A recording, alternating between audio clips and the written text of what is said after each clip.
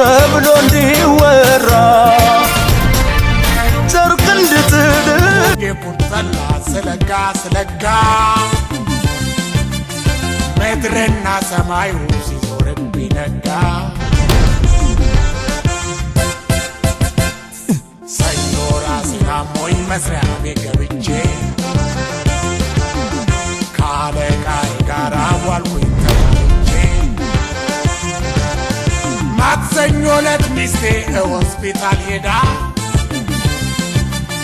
ታክሲ ይዟት መጣ መንታ ልጆች ወልዳ